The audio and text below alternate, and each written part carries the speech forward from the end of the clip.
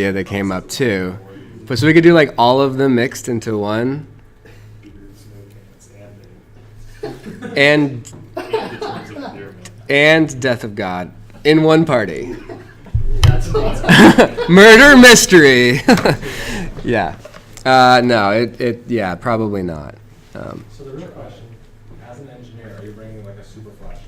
Tonight? No, I don't think I have a super flash. I do have a big, like, hit somebody over the head with a kind of flashlight, though. So the police style baton end. Like, it is like, it's a mag light. Like, I got it for Christmas, and it was like my whole stocking. Like, yeah. You should have one of those, like, the ones that are on trucks that just illuminate, like, the world. Yeah. Just have one of those on the stick. Yeah. See, I'm trying to fit in, though. That's the thing. Like, when I gotta do social stuff, I try not to be the obvious engineer in the group. I try to win, so. Yeah. So Yeah, right? I paid $6. 10 plus the fees. Professor, why don't you build a helmet that will sense the eggs? I did get ripped off. Yeah, right. I think that would take me longer than in like 2 hours from now. Plus, I got to teach you guys steady state response performance from chapter 4. Yeah, it's going to be fun. This is the third and final of the okay of the performance chapters that we're discussing. So there were 3 different chapters on performance. The first was on the stability performance. The second one was on transient response performance. And this third one is on steady state response performance. So this is the last of the performance ones, and then we're going to get into how to do root locus analysis and design in a minute next week. So after the transient response has settled, so that was what we looked at last chapter, the transient response, like the rise time, settling time, percent overshoot, etc. That is, once the system has reached steady state, the system may or may not be in a desirable state.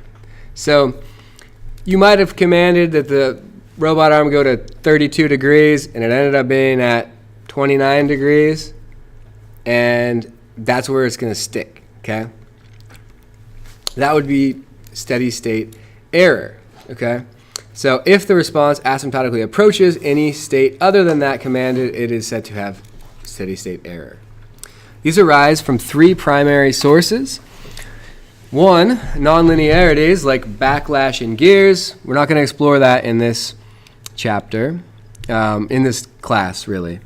2, disturbances from those from the environment, which we will actually deal with indirectly. You can deal with these in the same way that we're dealing with the third one. So we're kind of taking care of 2 as we do 3, which is input, commands type, and plant dynamics. So the dynamics of the plant and the controller and the command that you give to, like, say the robot arm, like, this is the position that I want you at, those 2 factors come into what the steady state error will be. So for instance, if you say go to 30 degrees and it goes to 27 degrees, like, that's a steady state error. But also, maybe you say your command is a linearly varying position with time. Maybe you're like telling it to go around and around in circles.